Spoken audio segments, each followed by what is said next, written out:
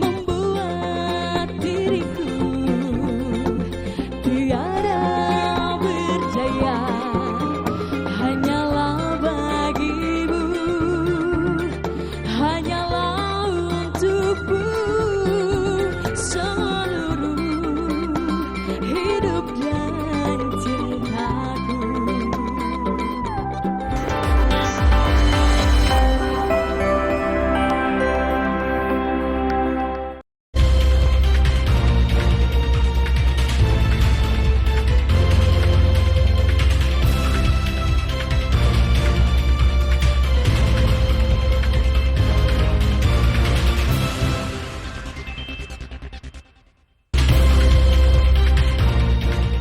Presiden Prabowo Subianto menginstruksikan agar jumlah komisaris badan usaha milik negara di sektor perbankan dipangkas.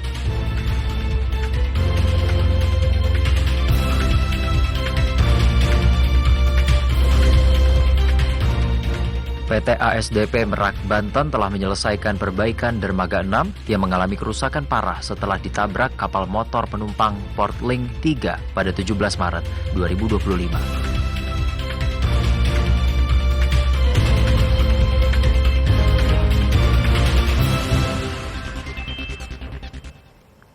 Halo, selamat malam saudara. Berjumpa lagi dalam Klik Indonesia Malam. Selain dua sorotan utama tadi, kami masih memiliki sejumlah informasi pilihan lainnya untuk menemani istirahat malam Anda. Bersama saya Farhan Rahman, inilah Klik Indonesia Malam selengkapnya.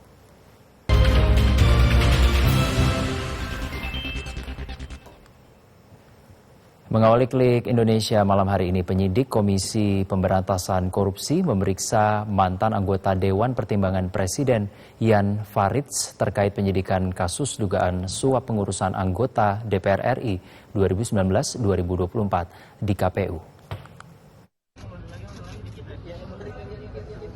Penyidik Komisi Pemberantasan Korupsi memeriksa mantan anggota Dewan Pertimbangan Presiden Jan Faridz terkait penyidikan kasus dugaan suap pengurusan anggota DPR RI 2019 hingga 2024. Jan Faridz diperiksa dalam kapasitas saksi menyangkut dugaan suap penetapan pergantian antar waktu anggota DPR RI periode 2019 hingga 2024 dengan tersangka Sekjen PDIP Hasto Kristianto dan buronan Harun Masiku. Direktur Penyidikan KPK Asep Guntur Rahayu pernah mengatakan pemeriksaan mengonfirmasi barang bukti yang sudah disita dari rumah Jan Faridz di Jalan Borobudur, Menteng, Jakarta Pusat. Tercatat KPK menyita sejumlah barang bukti berupa dokumen hingga alat elektronik saat penggeledahan rumah Jan Faridz. Penggeledahan itu dilakukan pada 22 Januari 2025 malam di kediaman Jan Faridz berlokasi di kawasan Menteng, Jakarta Pusat. Sebelumnya, KPK telah menetapkan Harun Masiku sebagai tersangka dalam perkara dugaan pemberian hadiah atau janji kepada penyelenggara negara terkait dengan penetapan calon anggota DPR RI terpilih periode 2019 hingga 2024 di Komisi Pemilihan Umum Republik Indonesia.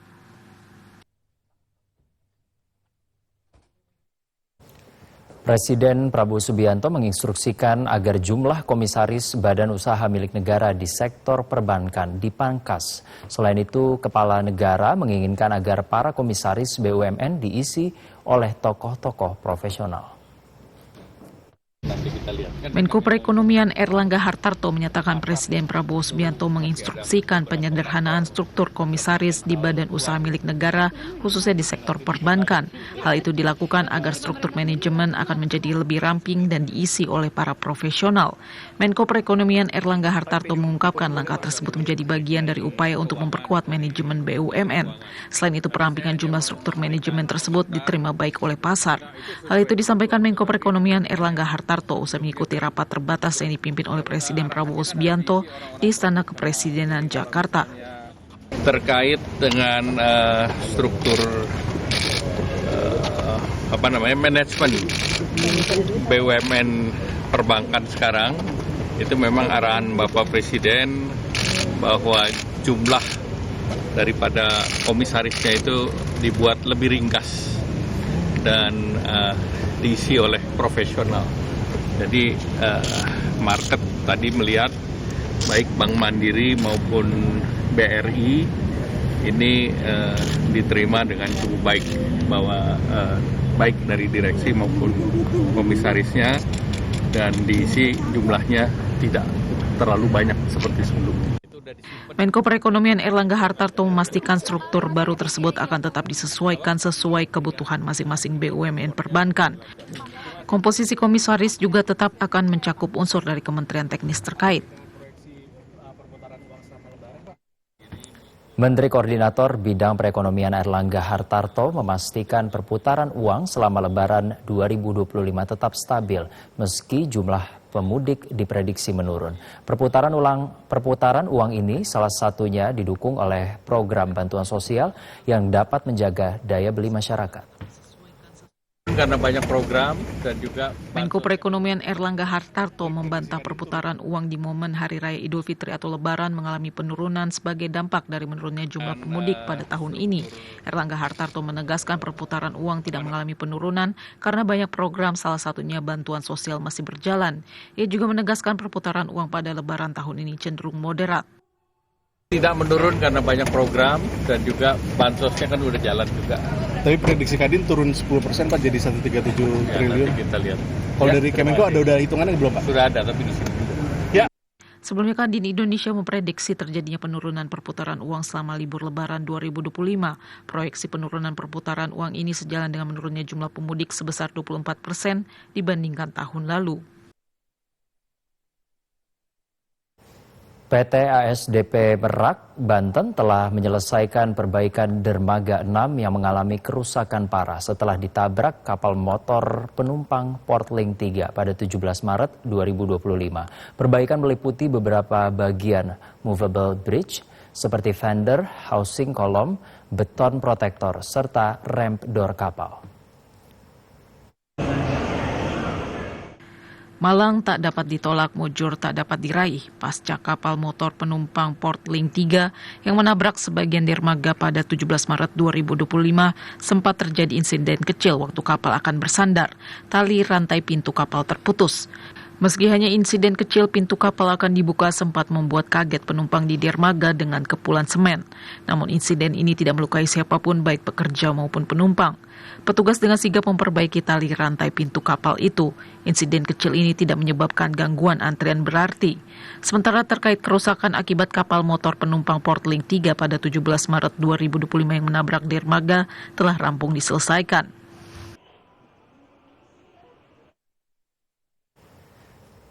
Puncak arus mudik penumpang kereta Wush belum terjadi. Manajer komunikasi perusahaan kereta cepat Indonesia Cina, Emir Monti, menyatakan lonjakan penumpang kereta Wush akan terjadi pada 27 Maret 2025. Manajer komunikasi perusahaan kereta cepat Indonesia Cina, Emir Monti, mengungkapkan puncak arus mudik penumpang Wush belum terjadi pada periode Lebaran 2025. Perharinya penumpang Wush bisa mencapai 16 hingga 18 ribu. Ia menyatakan puncak arus mudik baru akan terjadi pada 27 Maret 2025 dan diprediksi akan ada 24 ribu lebih penumpang yang menggunakan kereta Wush. Saat ini jumlah penumpang Wush untuk keberangkatan stasiun Halim, Karawang, Padalarang, dan Tegaluar Sumarekon masih terpantau normal dan belum ada peningkatan jumlah penumpang yang signifikan. Kami memprediksi peningkatan jumlah penumpang akan terjadi pada tanggal 27 Maret atau H-4 Lebaran, di mana akan memasuki masa cuti bersama, libur nyepi, dan seterusnya hingga di masa libur Lebaran hingga arus balik. Pada momen puncaknya, diprediksi peningkatan jumlah penumpang akan mencapai 24.000 penumpang per hari yang akan menggunakan Wush. Guna mengantisipasi lonjakan penumpang, KCIC telah menambah jumlah perjalanan kereta sejak awal Maret menjadi 62 perjalanan per hari, naik 20% dibandingkan Lebaran tahun lalu. Selain itu, KCIC juga menerapkan kebijakan baru, yakni penumpang dapat reschedule 15 menit setelah jadwal keberangkatan. Dengan kebijakan baru ini, penumpang yang ketinggalan kereta karena telat masih bisa menjadwal ulang dengan jam keberangkatan terdekat. Manajer komunikasi perusahaan kereta cepat Indonesia Cina, Emir Monti, mengatakan untuk memberikan keringanan bagi penumpang, KCIC memberikan diskon 10 hingga 20% bagi rombongan minimal 10 orang yang melakukan perjalanan dengan Wush keberangkatan 15 hingga 31 Maret 2025. Partai Kebangkitan Bangsa memberangkatkan 1.000 pemudik gratis pada Lebaran Idul Fitri 2025. Sebagian besar pemudik akan pulang ke kampung halaman di daerah Semarang, Rembang, Klaten, Yogyakarta, Wonogiri, dan Surabaya, serta wilayah-wilayah yang kadang tidak terjangkau oleh kendaraan umum. Seperti pada tahun-tahun sebelumnya, PKB kembali memberangkatkan pemudik yang akan pulang ke Pulau Jawa. Para pemudik sebelumnya telah melakukan war ticket dan 1.000 pemudik paling pertama mendaftar secara online yang mendapatkan kesempatan melakukan mudik gratis bersama Partai Kebangkitan Bangsa. Ketua Umum Partai Kebangkitan Bangsa Muhaimin Iskandar mengatakan ada 20 bus yang telah disediakan untuk masyarakat yang akan melaksanakan mudik. Sebagian besar masyarakat akan pulang ke kampung halaman di daerah Semarang, Rembang, Klaten, Yogyakarta, Wonogiri, dan Surabaya, serta wilayah-wilayah yang kadang tidak terjangkau oleh kendaraan umum. Hari ini DPP PKB memberangkatkan 1.000 pemudik yang akan berangkat mulai sore ini jalur Jawa Tengah hingga Jawa Timur. Dengan harapan meringankan semangat mudik ini lebih mudah, lebih lancar, membahagiakan, sehat, dan ini semua bagian dari bantuan seluruh teman-teman DPP PKB kepada seluruh masyarakat yang ingin menjadi bagian dari mudik tahun ini. Ketua Umum PKB Muhaimin Iskandar berharap para pemudik bisa terus menjaga kesehatan dalam perjalanan menuju ke kampung halaman, serta bisa menikmati waktu bersama keluarga dalam Lebaran 2025. Usai jeda kami masih memiliki sejumlah informasi lainnya. Tetaplah bersama kami.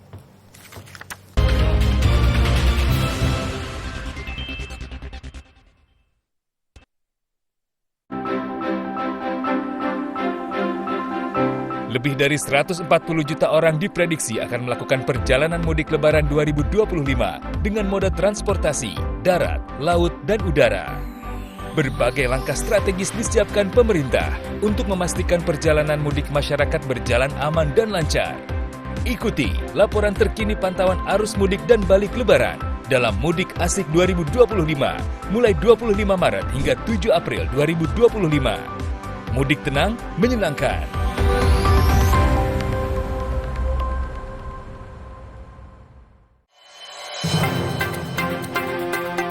News Bulletin, but the latest information from around the globe.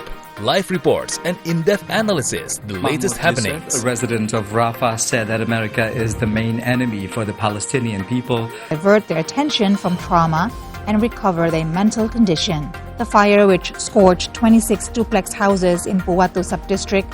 World Today, daily, only on TVRI World.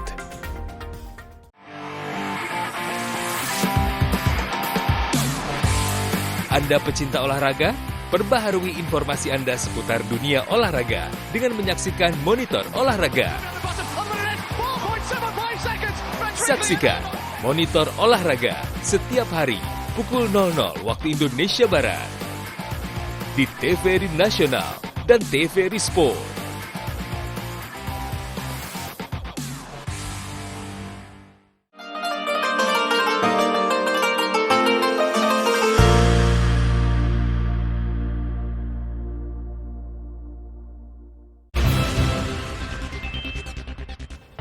Anda masih bersama kami dalam Klik Indonesia Malam. Kita ke informasi selanjutnya. Pangkalan TNI AL Lanal Toli-Toli bergerak cepat membantu memadamkan kebakaran yang melanda pemukiman rumah warga di Kelurahan Nalu, Kabupaten Toli-Toli, Sulawesi Tengah. Sebagai bentuk kepedulian dan respon cepat dalam membantu kesulitan di tengah masyarakat, TNI Angkatan Laut, dalam hal ini Pangkalan TNI Al-Lanal Toli-Toli, bergerak cepat membantu memadamkan kebakaran yang melanda pemukiman rumah warga di Jalan Walter Monginsidi, Kelurahan Nalu, Kabupaten Toli-Toli, Sulawesi Tengah. Dalam kejadian tersebut, Lanal Toli-Toli mengerahkan personelnya serta 1 unit truk, 1 unit ambulans, dan 1 unit truk tangki air guna membantu memadamkan api, mencegah kebakaran meluas, serta mengevakuasi warga terdampak. Selain itu, Lanal Toli-Toli juga bersinergi dengan pemadam kebakaran Damkar Toli-Toli, Polres Toli-Toli, dan masyarakat sekitar untuk berupaya memadamkan api yang terjadi sejak Rabu pagi dan hanya berjarak 10 km dari Mako Lanal Toli-Toli. Setelah berjibaku selama 3,5 jam, api dapat dipadamkan. Kebakaran ini menghanguskan 5 unit rumah dan 1 unit gudang milik warga dengan total kerugian diperkirakan mencapai 1,5 miliar rupiah. Komandan Lanal Toli-Toli, Letkol Laut Pelaut Alpirut Yani Musa Samban menyampaikan partisipasi TNI AL dalam penanganan kebakaran ini merupakan bagian dari tugas prajurit TNI AL yang tidak hanya berperan dalam menjaga keamanan maritim, tetapi juga selalu siap siaga dalam membantu masyarakat menghadapi bencana dan situasi darurat. Kapolri Jenderal Polisi Listio Sigit Prabowo memberikan penghargaan Rekpro Bintara kepada Dava, sepupu dari almarhum Bribtu Anumerta M. Galip Suryagata. Kapolri berjanji akan mengawal dan mengusut tuntas kasus perjudian sabung ayam yang menewaskan 3 anggota Polri. Kapolri Jenderal Polisi Listio Sigit Prabowo memberikan penghargaan Rekpro Bintara saat bertemu dengan pihak keluarga sebagai bentuk penghargaan kepada Bribtu Anumerta Galip yang gugur usai ditembak oknum anggota TNI saat sedang menggerebek lokasi perjudian sabung ayam. Adapun momen pertemuan itu terjadi di rumah keluarga almarhum Bribtu Anumerta Galip yang terletak di wilayah Lampung Selatan hari ini. Dalam pertemuan itu, Kapolri bersama dengan Panglima TNI Jenderal TNI Agus Subianto. Pada kesempatan ini, Kapolri dan Panglima TNI telah mendengarkan seluruh harapan yang disampaikan oleh keluarga korban. Kapolri juga memastikan akan berkomitmen mengusut tuntas kasus perjudian sabung ayam tersebut, serta peristiwa penembakan yang terjadi di dalamnya. Kami dan Pak Panglima mendengarkan apa yang menjadi harapan keluarga, dan kita akan melakukan proses penegakan hukum secara tuntas dari sisi saya dan dari sisi Panglima, dan juga walaupun almarhum sudah tidak ada, tapi beliau semua tetap keluarga besar kami. Sebelumnya 3 polisi gugur usai ditembak oknum anggota TNI saat menggerebek sabung ayam di Karangmanik, Negara Batin, Waikanan, Lampung pada Senin 17 Maret 2025. Ketiga polisi itu adalah Kapolsek Negara Batin Waikanan AKP Anumerta Lusianto, Aibda Anumerta Petrus Aprianto, dan Bribtu Anumerta M. Galip Suryananta. Komisi 7 DPR RI melakukan kunjungan kerja reses masa persidangan 2 tahun sidang 2024-2025. Dalam reses kunjungan kerja ini, Komisi 7 DPR RI meminta peran pemerintah, baik pusat maupun daerah, untuk mengoptimalkan potensi wisata dan UMKM yang ada di Provinsi Banten. Dewan Perwakilan Rakyat DPR RI dari Komisi 7 melakukan kunjungan kerja reses masa persidangan 2 tahun sidang 2024-2025 yang bertempat di salah satu hotel di Kecamatan Purwakarta, Kota Cilegon, Banten. Dalam kunjungan kerjanya dalam menyerap aspirasi dari para stakeholder terkait dari mitra kerja Komisi 7 DPR RI ini untuk mengetahui persoalan yang dihadapi para mitra kerja baik dari kalangan pemerintah maupun dari kalangan dunia industri dan dunia usaha sektor pariwisata.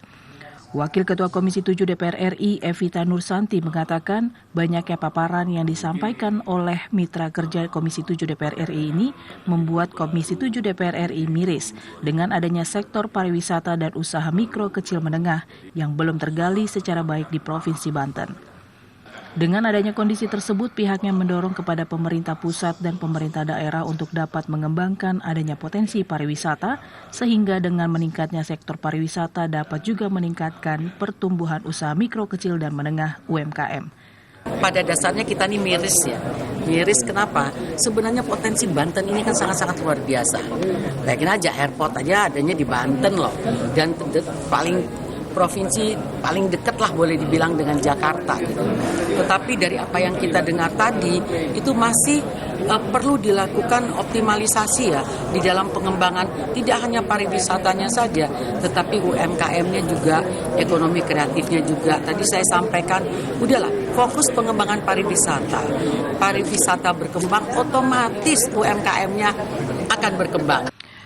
Sementara itu, Komisi 7 DPR RI juga meminta kepada pemerintah pusat maupun pemerintah daerah agar dapat mempublikasikan sektor pariwisata, sehingga dengan adanya publikasi sektor pariwisata dapat mendongkrak wisatawan, baik wisatawan lokal maupun wisatawan mancanegara. Dalam rangka menyambut bulan suci Ramadan sekaligus rangkaian peringatan Hari Ulang Tahun ke-55 pada 1 Juli 2025, PT Jamkrindo melakukan safari Ramadan di beberapa daerah yang diisi dengan pembagian paket sembako gratis, santunan kepada anak yatim piatu, serta bantuan perlengkapan ibadah musala. Pada safari Ramadan di kantor pusat, Jamkrindo secara simbolis menyerahkan bantuan melalui jajaran direksi dan komisaris Jamkrindo kepada pengurus Yayasan Umat Mandiri Nusantara. Bantuan yang disalurkan berupa 1.080 paket sembako gratis, santunan kepada 100 anak yatim piatu, dan bantuan perlengkapan ibadah kepada Musola Jami Anur dan Nurul Iksan. Secara nasional, Jamkrindo memberikan 6.000 paket sembako gratis, santunan kepada 386 anak yatim piatu, dan pemberian peralatan ibadah untuk 10 musola. Direktur MSDM, Umum dan Manajemen Resiko Jamkrindo, Ivan Suparno mengatakan, sebagai bagian anggota Holding Indonesia Financial Group, Jamkrindo berperan membantu masyarakat melalui program tanggung jawab sosial dan lingkungan TJSL perusahaan. Kegiatan tersebut dilakukan sebagai bentuk komitmen Jamkrindo untuk hadir di tengah-tengah masyarakat sesuai dengan tema Ramadan perusahaan tahun ini, yaitu tebar kebaikan, raih berkah menuju kemenangan. Kegiatan sosial berupa pembagian paket sembako dan santunan yatim piatu merupakan kegiatan rutin yang dilakukan sebagai bentuk aksi kepedulian sosial untuk masyarakat.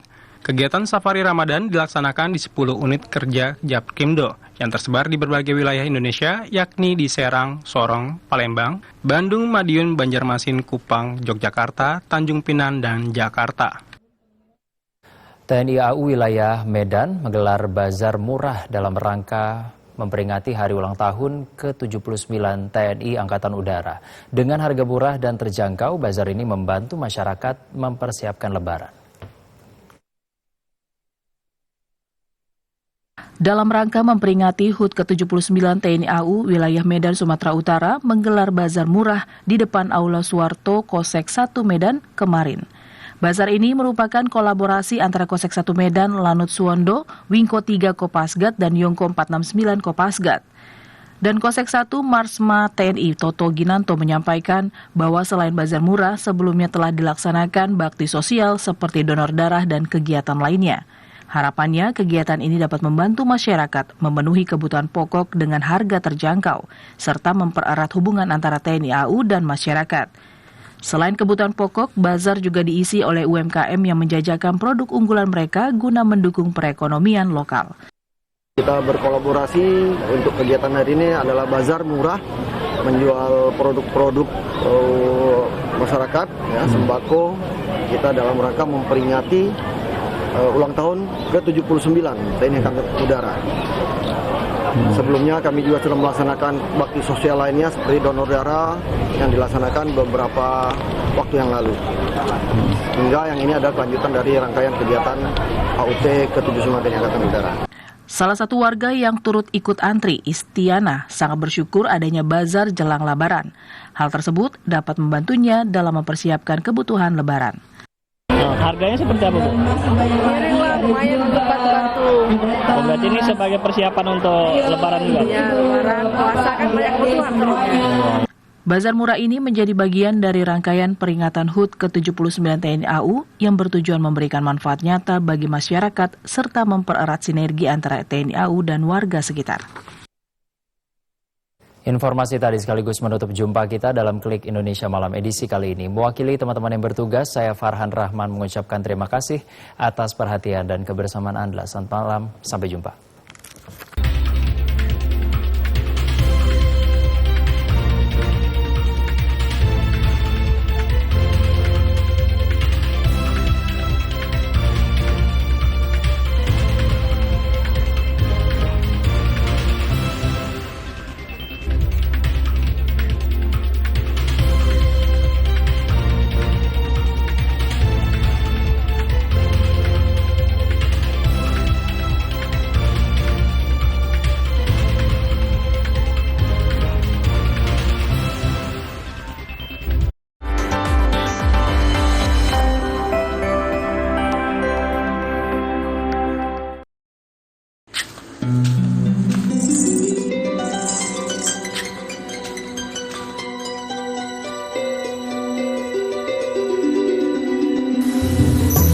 Hatur nuhun, Pak.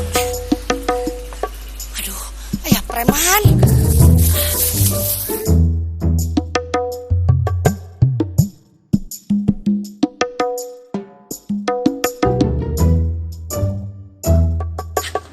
Kamu beli? Beli apa? Beli gorengan.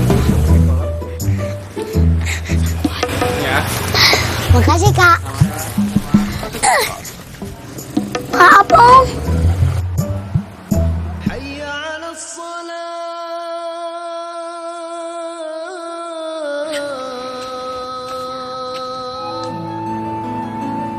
Hei, Om.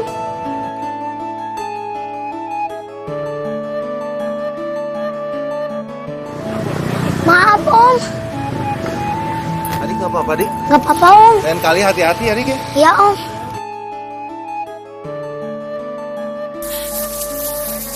Biar saya bantu. Di mana? Silakan.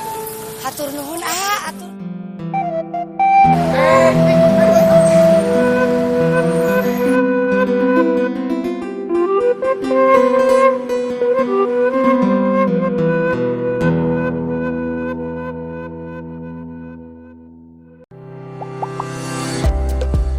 Saya memilih budidaya jeruk karena memang awalnya dari keluarga juga petani jeruk dan bagaimana cara saya juga untuk menjaga kualitas dari buah jeruk. Untuk pengaruh ekonomi untuk buat keluarga itu cukup, buat lingkungan sekitar itu sangat besar karena saya dapat membuka lapangan pekerjaan buat orang-orang sekitar untuk dapat bergabung bersama kami di sini. Yang pertama kita penyemprotannya jangan telat, setelah itu kita ada pemupukan per 3 bulan sekali supaya menjaga kualitas kita memakai pupuk Merauke, di mana pupuk dari Merauke ini sangat bagus dan sangat direkomendasikan untuk petani jeruk. Tantangan yang paling besar di bidang pertanian jeruk yaitu iklim, di mana beberapa bulan yang lewat itu kita terkena yang namanya kemarau panjang. Untuk mengatasinya yaitu kita dengan cara menyiram supaya si jeruknya juga terpenuhi akan unsur air untuk dapat bertahan hidup. Ayo dukung perekonomian rakyat, petani cerdas, petani sejahtera.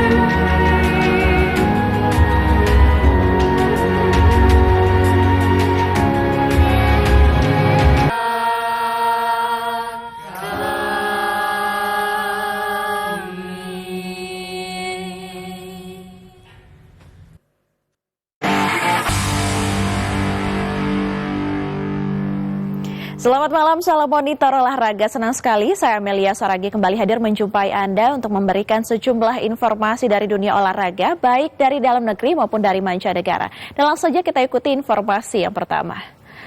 Kita awali monitor olahraga malam hari ini dari kualifikasi Piala Dunia 2026, di mana kemenangan Timnas Indonesia atas Bahrain dalam lanjutan kualifikasi Piala Dunia 2026 zona Asia membuat ranking Timnas Garuda naik di peringkat FIFA. Indonesia saat ini berada di posisi 123. Menang 1-0 atas Bahrain membuat peluang Timnas Indonesia untuk lolos ke Piala Dunia 2026 semakin terbuka lebar.